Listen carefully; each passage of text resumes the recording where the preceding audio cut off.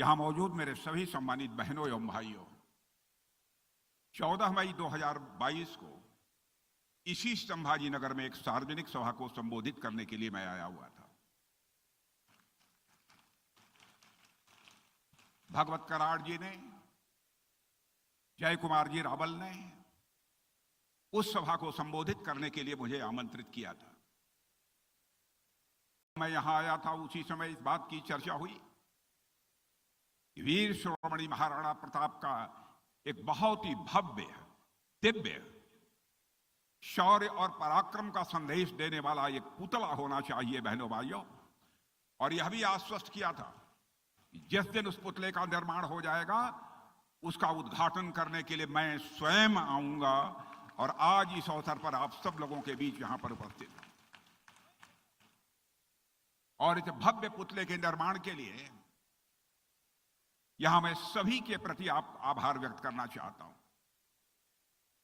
मेरे बहनों भाइयों, आज संभाजी नगर में जिस महान योद्धा और राष्ट्रभक्ति के अमर प्रतीक महाराणा प्रताप की प्रतिमा का अनावरण हुआ है, वे भारतीय इतिहास के एक ऐसे नायक हैं जिन्होंने अपनी मातृभूमि के मान, सम्मान और स्वाभिमान की रक्षा के लिए अपना सर्वस्व न्यौछावर कर दिया था। यहां लगाई गई यह प्रतिमा, मैं यह मानता हूं, सिर्फ पत्थर अथवा किसी मेटल से बनी हुई यह प्रतिमा भर नहीं है। यह हम सभी के लिए एक प्रेरणा का स्थल है, यह सोर्स ऑफ इंस्पिरेशन है और आने वाली पीढ़ियों के लिए साहस, धैर्य और देशभक्ति का यह स्मारक है। इस रूप में मैं इस पुतले को देखता हूं। बहनों भाइयों, महाराणा प्रताप ने अकबर जैसे शासक के सामने कभी उन्होंने घुटना नहीं टेका। कौन सा ऐसा कष्ट है जो महाराणा प्रताप ने अपने जीवन में नहीं झेला है? महल छोड़ा, सत्ता का सुख छोड़ा, जंगलों में शरण ली, यहां तक कि घास की रोटी को खाना उन्होंने मंजूर किया, लेकिन कभी भी स्वाधीनता और स्वाभिमान के साथ महाराणा प्रताप ने समझौता नहीं किया। उनका जीवन हमें यह सिखाता है कि मातृभूमि की रक्षा के लिए किया गया बलिदान किसी भी व्यक्ति के सुख सुविधा या सम्मान से कहीं बहुत अधिक बड़ा होता है और वह अपने में अनमोल होता है। बहनों भाइयों, महाराष्ट्र की यह धरती वीरता और बलिदान की धरती है। यही वह धरती है जिसने छत्रपति महाराज शिवाजी जैसे महानायक, राष्ट्र नायक को जन्म दिया। और आज हम जिन महाराणा प्रताप की प्रतिमा का अनावरण किए हैं, जिस पुतले का महाराणा प्रताप जी का अनावरण किया है, वह छत्रपति महाराज शिवाजी के भी प्रेरणा स्रोत रहे हैं। जब किसी राष्ट्र की स्वतंत्रता सा संस्कृति पर मेरे बहनों भाइयों कोई बुरी नजर से देखता है, तो कोई न कोई ऐसे ही महापुरुष इस संकट से लड़ने के लिए, इस संकट को दूर करने के लिए धरती पर अवतरित होते हैं। महाराणा प्रताप, छत्रपति शिवाजी और छत्रपति संभाजी महाराज जैसे वीरों का पूरा जीवन ही इस बात का सबूत है, इस बात का प्रमाण है। भारत की वीर गाथाओं के ऐसे सभी नायकों और मां भारती के आत्मसम्मान के सभी रक्षकों को मैं पुनः एक बार शीश झुकाकर आप सभी के सामने नमन करता हूं। साथियों, जब तक संसार में वीरों की पूजा होती रहेगी, तब तक महाराणा प्रताप का उज्जवल और अमर नाम लोगों को स्वतंत्रता और देशभक्ति का संदेश देता रहेगा। स्वतंत्रता और देशभक्ति का यह पाठ पढ़ाता रहेगा। अपने असाधारण बलिदान, वीरता और चरित्र की दृढ़ता के कारण महाराणा प्रताप भारतीय शौर्य परंपरा के, मैं मानता हूं कि प्रतीक भी हैं और साथ ही संरक्षक भी हैं। वे अपने लिए नहीं लड़े थे, वो चाहते तो अकबर का आधिपत्य स्वीकार कर लेते, सुख चैन की जिंदगी वह जी सकते थे, लेकिन अधीनता स्वीकार करना उन्हें मंजूर नहीं था और उन्होंने मुगलिया सल्तनत को चुनौती देने का काम किया था और विजय हासिल की थी। महाराणा प्रताप ने अपने जीवन में सिर्फ शौर्य और पराक्रम का ही प्रदर्शन नहीं किया मेरे बहनों भाइयों, बल्कि समाज को संगठित करने का काम भी महाराणा प्रताप जी ने किया। जैसे भगवान श्री राम ने युद्ध के लिए बांदरों की सेना का सहयोग लिया था, भगवान कृष्ण ने ग्वालों को संगठित किया था और एक महान साम्राज्य की स्थापना की। उसी तरह छत्रपति शिवाजी महाराज ने भी मावलों की शक्ति को पहचाना था। वीर शिरोमणि महाराणा प्रताप के साथ कंधे से कंधा मिलाकर संघर्ष करने वालों में जहां भामा शाह जैसे धनाढ्य लोग हुआ करते थे, वहीं आदिवासी गिरिवासियों ने भी कोई कसर नहीं छोड़ी। वह कंधे से कंधा मिलाकर महाराणा प्रताप के साथ खड़े रहे। साथियों, वीर योद्धा राणा पुंजा भील के अमर बलिदान की कहानी देश के मैं मानता हूं कि हर व्यक्ति को यह जाननी चाहिए। वीर बालक दूधा भील की कहानी सभी को पढ़नी चाहिए। और वो बालक दूधा भील महाराणा प्रताप के लिए जंगल में खाना लेकर जा रहे थे तो उनके हाथ को काट दिया गया, लेकिन खून से लथपथ उस बालक ने तब तक मृत्यु से संघर्ष किया जब तक उसने खाना महाराणा प्रताप तक नहीं पहुंचा लिया, तब तक वह संघर्ष करता रहा। मेरे साथियों, जब महाराणा प्रताप को स्वतंत्रता के लिए संघर्ष करते समय जंगलों की खाक छाननी पड़ी तो उनका सबसे अधिक साथ यदि किसी ने दिया था तो आदिवासी भाइयों ने दिया था, आदिवासी समाज ने दिया था। उन्होंने महाराणा प्रताप के साथ या तो लड़ेंगे या तो मरेंगे, इस संकल्प के साथ उन्होंने संघर्ष किया था। उनका साथ देने वालों में आदिवासी परिवारों के वंशज आज राजस्थान, गुजरात, महाराष्ट्र और यहां तक कि कर्नाटक और अन्य भी राज्यों में पाए जाते हैं। मेरे बहनों भाइयों, महाराणा प्रताप की सेना में राजपूतों के अलावा आदिवासी समाज, कृषक समाज और यहां तक कि मुस्लिम समाज के लोग भी शामिल थे। कौन भूल सकता है हकीम खान सूर की बहादुरी को, जिन्होंने 1576 में हल्दी घाटी की लड़ाई में वीर गति को प्राप्त किया था। ऐतिहासिक पुरुषों के योगदान का मूल्यांकन करने का काम मैं मानता हूं कि यह इतिहासकारों का है। जो उन्होंने महाराणा प्रताप के मामले में जैसा करना चाहिए था, मैं समझता हूं कि वैसा नहीं हो पाया है। मगर इस बात से कोई इनकार नहीं कर सकता, इस देश के जनमानस में महाराणा प्रताप को अपना जननायक मान लिया है। बहनों भाइयों, कोई इतिहास के पन्नों पर लिखे या न लिखे। साथियों, अरावली की पहाड़ियों से लेकर असम की वादियों तक और कश्मीर से लेकर कन्याकुमारी तक महाराणा प्रताप की वीरता और उनकी बहादुरी, पराक्रम की गाथा महाराष्ट्र समेत पूरे राष्ट्र में सुनी जाती है, सुनाई जाती है और साथ ही दोहराई भी जाती है। 20वीं सदी के प्रारंभ में जब देश में स्वतंत्रता आंदोलन चल रहा था, तब कई बड़े कवियों और लेखकों ने महाराणा प्रताप जैसे वीर योद्धाओं की बहादुरी, शौर्य और देशभक्ति को अपने लेखन में प्रमुखता के साथ स्थान दिया था। उस दौर की जितने भी साहित्य हैं, जितनी भी साहित्यिक कृतियां हैं, महाराणा प्रताप और छत्रपति महाराज शिवाजी जैसे महापुरुषों का गौरवपूर्ण चित्रण किया गया, जिनके त्याग और संघर्ष ने इस देश की आत्मा को जगाने का काम किया है। मेरे बहनों भाइयों, दुर्भाग्यवश स्वतंत्रता के बाद इतिहास लेखन की दिशा में एक बड़ा मोड़ आया। वामपंथी और मार्क्सवादी विचारधारा से प्रेरित कुछ इतिहासकारों ने धीरे धीरे महाराणा प्रताप और छत्रपति महाराज जी शिवाजी जैसे महान राष्ट्र नायकों को मुख्य धारा के इतिहास से हाशिए पर डालने की भरपूर कोशिश की। उनके योगदान को या तो कम करके दिखाया गया या पूरी तरह से नकारने की कोशिश की गई। यह न केवल ऐतिहासिक दृष्टि से अन्याय था मेरे बहनों भाइयों, बल्कि आने वाली पीढ़ियों से उनके गौरवशाली अतीत को भी छीनने का यह कुत्सित प्रयास था। इतिहास को इस प्रकार तोड़ मड़ोड़ कर यह प्रस्तुत किया गया कि वह केवल एक विशेष कालखंड और विचारधारा का महिमा मंडन बनकर रह गया। आज हमारी नैतिक जिम्मेदारी है बहनों भाइयों, आपसे अपील करने आया हूं। आज हम सबकी यह नैतिक जिम्मेदारी है कि हम अपनी नौजवानों की पीढ़ी को सही इतिहास से परिचित कराएं। उन्हें यह बताएं कि महाराणा प्रताप और छत्रपति महाराज शिवाजी जैसे वीर पुरुष केवल इतिहास के पन्नों तक सीमित नहीं है, बल्कि वो हमारे प्रेरणा के एक जीवंत स्रोत हैं। उनके अद्भुत साहस, स्वाभिमान और राष्ट्र प्रेम से बेहतर उदाहरण युवा पीढ़ी के लिए आज के दिन में और कुछ दूसरा नहीं हो सकता।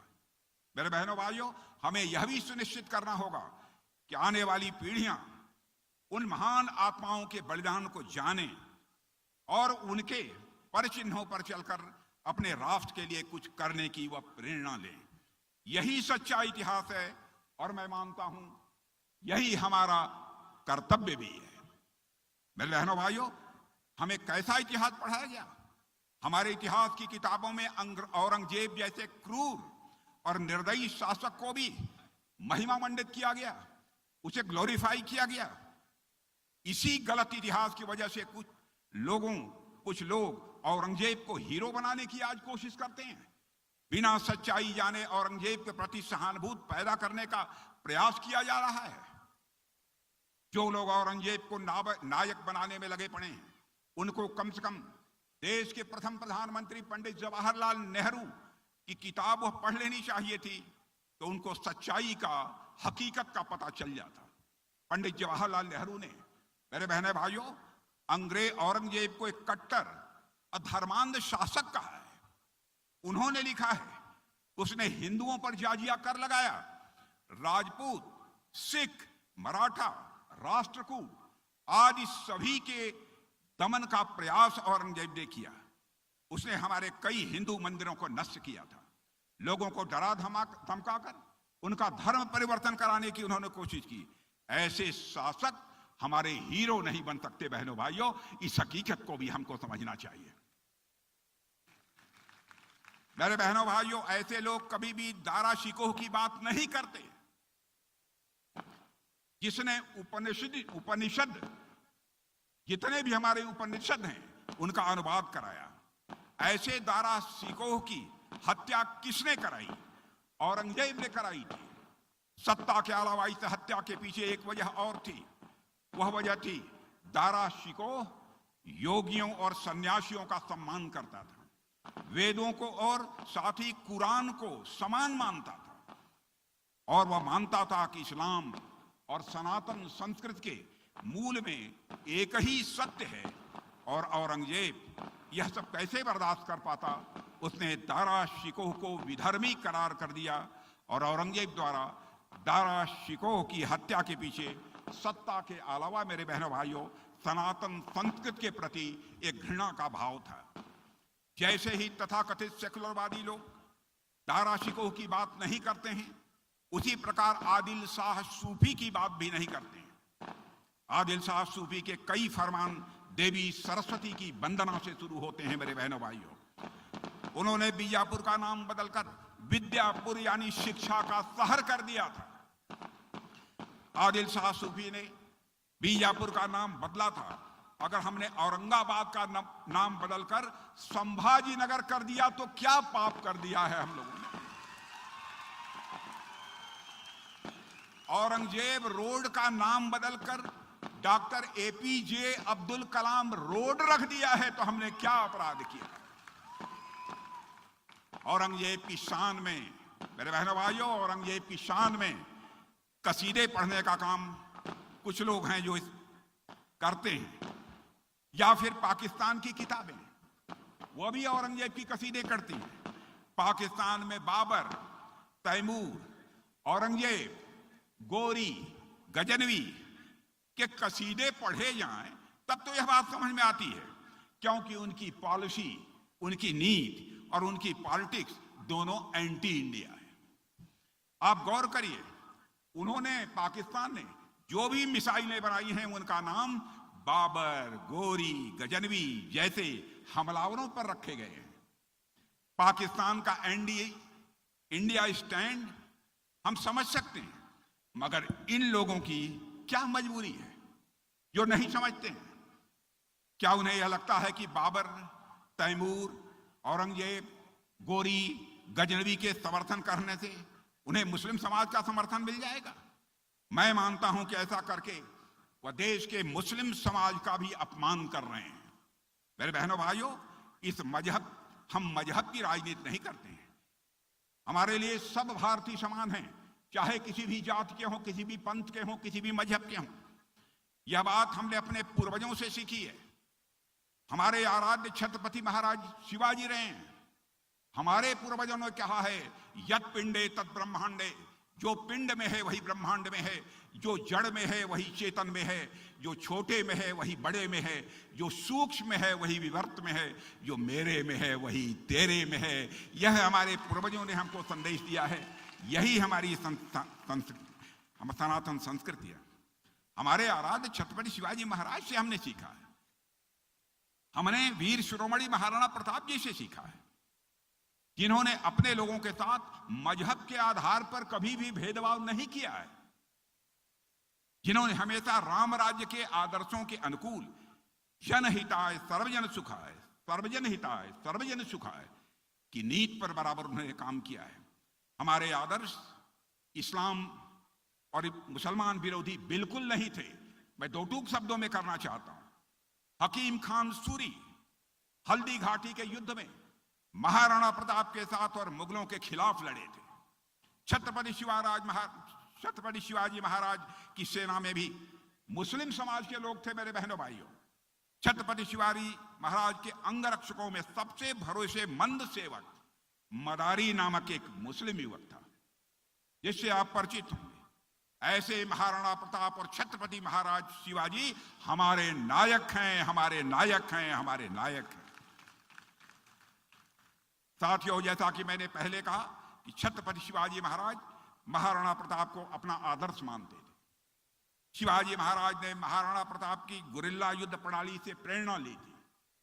बहुत आदर सम्मान से महाराणा प्रताप के पोते से शिवाजी महाराज ने उनका चित्र भी मंगवाया था। यह भी इतिहास के पन्नों पर वर्णित है। महाराणा प्रताप हमारे स्वतंत्रता संग्राम में भी बहुत लोगों के नायक और प्रेरणा स्रोत थे। रास बिहारी बोस, नेताजी सुभाष चंद्र बोस एवं अन्य युवा क्रांतिकारी महाराणा प्रताप के जीवन से हमेशा ये लोग प्रेरणा लेते रहे हैं। आजादी की लड़ाई जो भी स्वतंत्रता संग्राम सेनानी थे, वह महाराणा प्रताप और छत्रपति महाराज शिवाजी के जीवन इतिहास से प्रेरणा लेते थे।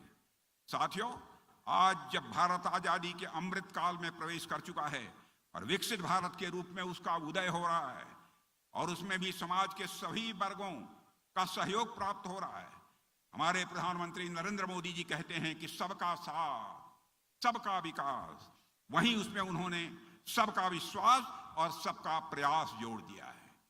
उसका करिश्मा यदि सुनना चाहते हैं, करिश्मा सुनना चाहते हैं, आज के 10 वर्ष 12 वर्ष 15 वर्ष पहले भारत यदि अंतर्राष्ट्रीय मंचों पर कुछ बोलता था तो भारत की बातों को जिस गंभीरता पूर्वक लिया जाना चाहिए नहीं लिया जाता था। लेकिन आज भारत की हैसियत बन गई है। इंटरनेशनल फोरम पर, अंतर्राष्ट्रीय मंचों पर भारत कुछ बोलता है तो दुनिया कान खोलकर सुनती है भारत बोल क्या रहा है। यह हमारी हैसियत बनी है। धन दौलत के मामले में, देश की इकोनॉमी के मामले में जो हमारा भारत 2014 में 11वें स्थान पर था, वह जंप लेकर आज 5वें स्थान पर आ गया है। और बड़े बड़े फाइनेंशियल फर्म्स अब यह दावा कर रही हैं कि भारत जिस तेजी के साथ मोदी जी के नेतृत्व में आगे बढ़ रहा है, मेरे बहनों भाइयों, 2027 आते आते आज के 2.5 वर्ष के बाद भारत दुनिया के टॉप 3 कंट्रीज में यहाँ की अर्थव्यवस्था आकर खड़ी हो जाएगी। यह है हमारा भारत। और जिस तरीके के समाज विरोधी राजनीति कुछ लोगों के द्वारा की जा रही है, यह न तो महाराणा प्रताप की सोच के मुताबिक है और न तो छत्रपति महाराज जी शिवा के सोच के मुताबिक है। मुझे लगता है कि आज जब हम महाराणा प्रताप की प्रतिमा का अनावरण समारोह में यहां मौजूद हैं, यह बात हम सबको निश्चित रूप से समझनी चाहिए। साथियों, इससे ज्यादा कुछ न कहते, आइए हम सब मिलकर यह प्रतिज्ञा करें, इस प्रतिमा को, इस पुतले को केवल श्रद्धा से नहीं देखेंगे, बल्कि इसे अपना सोर्स ऑफ इंस्पिरेशन, प्रेरणा का स्रोत मानकर हम चलेंगे। यह मैं आप सबसे अपील करना चाहूंगा। हर कदम राष्ट्रहित, समाज हित और सांप्रदायिक सौहार्द को मजबूत करने में हम उठाएंगे। इन्हीं शब्दों के साथ आइए मेरे साथ बोलिए, वीर शिरोमणि महाराणा प्रताप की, छत्रपति महाराज शिवाजी की।